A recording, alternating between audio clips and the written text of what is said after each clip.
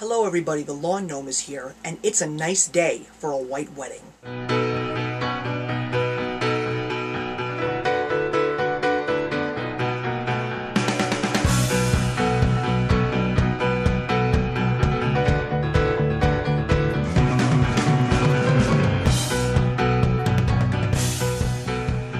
The movie that I'm going to review today is Water for Elephants, directed by Francis Lawrence, based on the book by Sarah Gruen. But before I get into the review, I want to talk about two specific things. One, today I am documenting this video because it is a historic day. It is April 29th, 2011, the day of the royal wedding. Even though I'm sure there are plenty of you that don't really care about what's going on over in the jolly UK, think about this.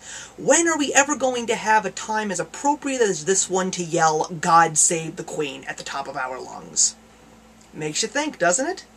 Also, the other thing I want to do is plug IMMathewjames. He actually is someone who I am subscribed to. He does movie reviews like these, and he did review Water for Elephants, so I am hoping that I don't steal his thunder. I'm going to try and make this review as different as possible as his, but I will definitely link his site to you so you could check him out as well.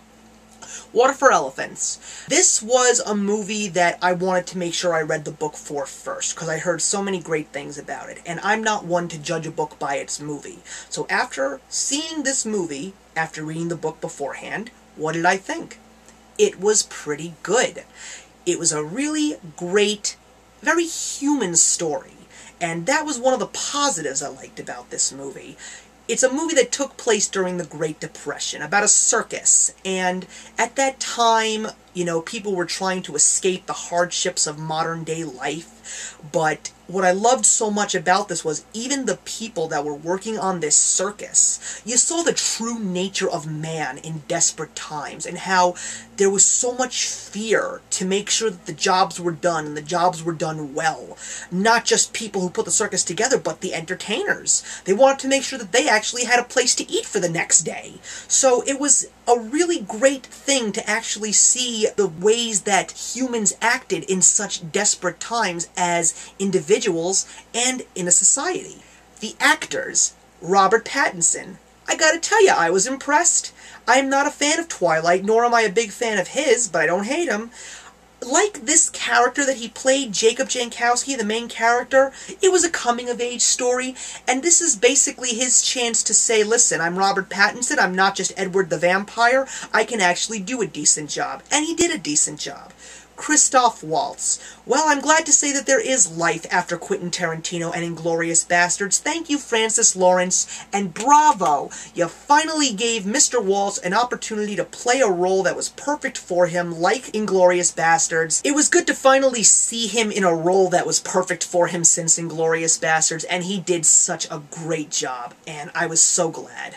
Hal Holbrook, great job. Jim Norton, who played Camel, I definitely enjoyed his character in the book, and the movie's character was just as lovable, and I think that if you see this movie, you will definitely know what I am talking about. And of course, the whole menagerie of animals. They really were the movie, and they really brought life to the circus itself, and I loved it. What did I not like about this movie? Three things. While the movie started off great, had a great flowing pace, everything was happening, I was constantly being interested, after the first hour, I basically got smacked in the face with a large yawn. There was just this massive dead space within the last, I'd say maybe half an hour, 45 minutes of this movie. There was just nothing really happening that I really enjoyed or thought was even believable. And that brings me to Reese Witherspoon. I guess you were wondering where I was going to throw her in. She just didn't play the part of Marlena well, and I don't think it's her fault. I don't think she's a bad actress at all.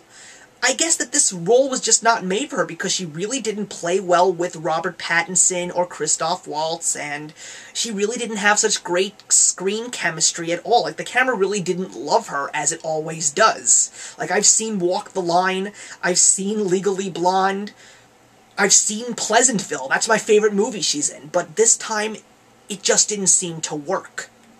And the score by James Newton Howard, it was a little too whimsical. Mind you, the movie is about a circus, and about the wonders and the grandeur of a circus, but in desperate times like the Great Depression, whimsical doesn't always work, especially constant whimsical.